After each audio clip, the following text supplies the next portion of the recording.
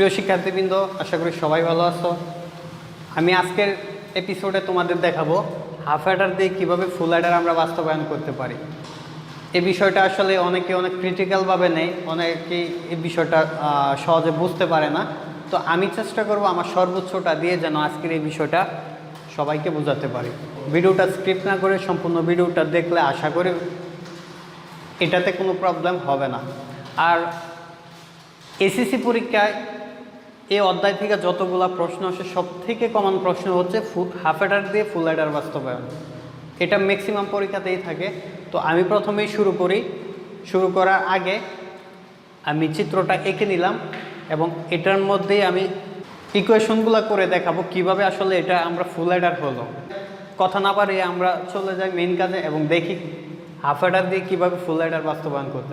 তো half Eder ব্যাপারে আমরা যেই তথ্যটা প্রথমেই পাই, যেমন হাফ অ্যাডারের ব্লক চিত্র এরকম থাকবে, দুইটা ইনপুট থাকবে, দুইটা আউটপুট থাকবে। তো দুইটা ইনপুটের মধ্যে প্রথমে আমরা যে দুইটা মান দিব সে দুইটা ইনপুটে আমাদের কাজ করবে, তারপরে এখান থেকে একটা আউটপুট পাবো, একটা ক্যারি পাবো। এটা হচ্ছে আমাদের হাফ অ্যাডারের ব্লক ডায়াগ্রাম। তো এই যে আমাদের হাফ অ্যাডার ব্লক ডায়াগ্রাম, এরকম দুইটা হাফ অ্যাডার আমরা এখানে আছে, এই দুইটার মাধ্যমে আমরা ফুল অ্যাডার করে ফেলেছি।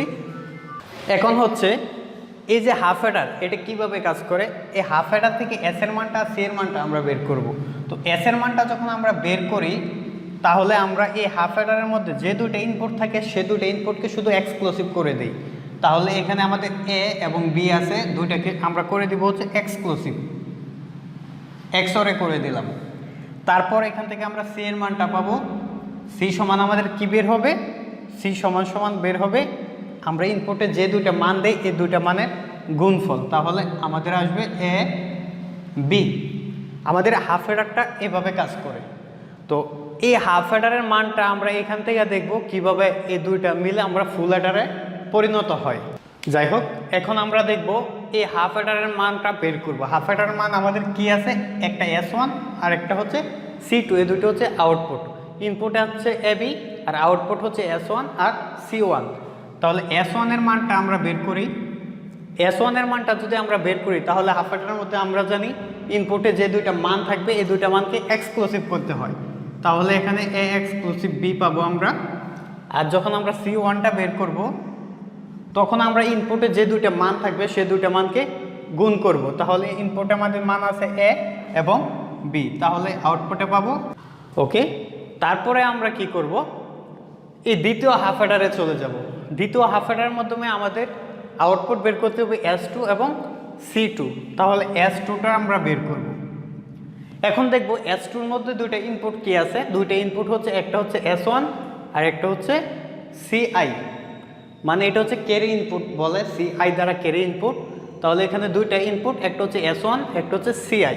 তাহলে S1 লিখলাম, CI লিখলাম। এখন কি বলছিলাম, যে দুইটা ইনপুট থাকবে হাফ অ্যাডারে দুইটাকে এক্সক্লুসিভ করব। তাহলে একটা হচ্ছে S1 দিলাম, S1, তারপর হচ্ছে CI দিলাম, CI, তারপরে এই দুইটার মাঝখানে হবে এক্সক্লুসিভ দিয়ে দিলাম। তারপরে এটাতে যদি আমরা S1 এর মানটাকে বসায় দিই তাহলে S1 এর মান হচ্ছে A এক্সক্লুসিভ B, আর এখানে আমাদের রয়ে গেছে হচ্ছে এক্সক্লুসিভ CI। তাহলে এটা পাইলাম আমরা S2 এর মান। এখন S2 এর মান পাওয়ার পর আমরা বের করবো হচ্ছে C2 এর মান।